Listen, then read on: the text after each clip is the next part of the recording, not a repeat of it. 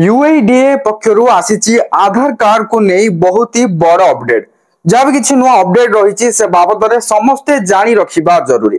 जदि आपण ध्यान देबेनी एवं सही कार्यटा करेनि ताहले आधार कार्ड निष्क्रिय हो जिवो।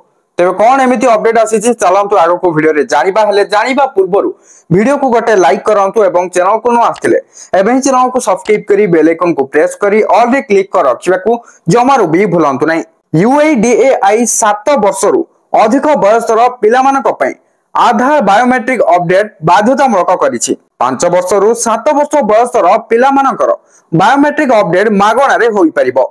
जेतेबेले कि 7 वर्ष पर करिबा पई 100 टंका शुल्क बा 100 टंकार फी देबाको पडुछि।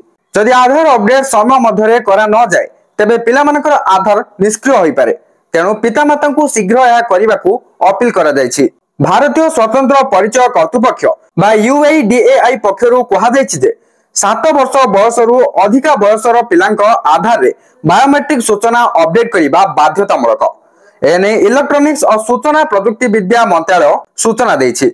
मंत्रालय एक प्रेस विज्ञप्ति रे कहिछि जे आधार नियम अनुसार पूर्वरु स्थिर होइथिबा एक प्रक्रिया। पितामाता जे कोनसी आधार केंद्र को जाई पिलांक आधार विवरणी अपडेट करि परिबे। ताउरी मध्ये जानि रखंतु जे मागणा रे अपडेट भी हेई परिबो। हेले केते बेले कोनसी पिला 5 वर्षरु कम बयसर होइतिले आधार रे केवल फोटो नाम जन्म तारीख लिंग एवं ठिकाना भली विवरणी पूर्ण करा जाय।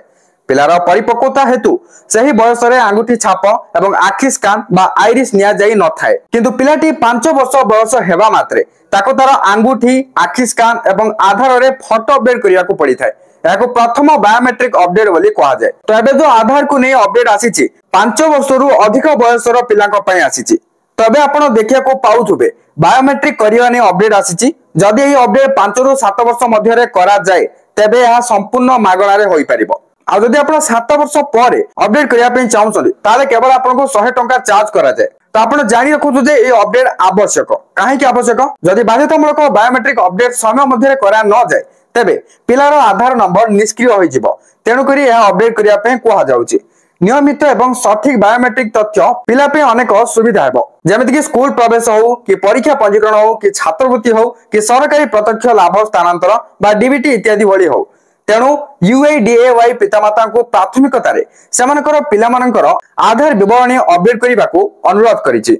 यूआईडीएआई मोबाइल नंबर रे एसएमएस पठाई पितामाता को सेमानकर पिलामानकर आधार बायोमेट्रिक अपडेट करिबाकू मने पकाई दउछि। तो एबे जो नुआ अपडेट आस्तिला बहुत ही बड़ अपडेट जाकी समस्त जानि रखिबा जरूरी एवं बायोमेट्रिक मध्ये पिलांकर करिनेबा जरूरी जेतु सूचना रहिछि नले आधार निष्क्रिय होई जिवो। आपण जदि आपनकर पिलांकर आधार अपडेट करि नाहंती ताले अपडेट करि नियंतु। तासो वीडियो को शेयर करी समस्त को ए विषय रे जणाई दियंतु एवं एई टाइप रो इन्फॉर्मेटिव वीडियो पाए पे चाहतले चैनल सहित कनेक्टेड हेकि रहंतु। आ जदि मते सोशल मीडिया रे फॉलो करनांती फॉलो करि नियंतु। सेही सब रो लिंक आपन को डिस्क्रिप्शन रे मिलि जिवो। चेक आउट कर नियंतु।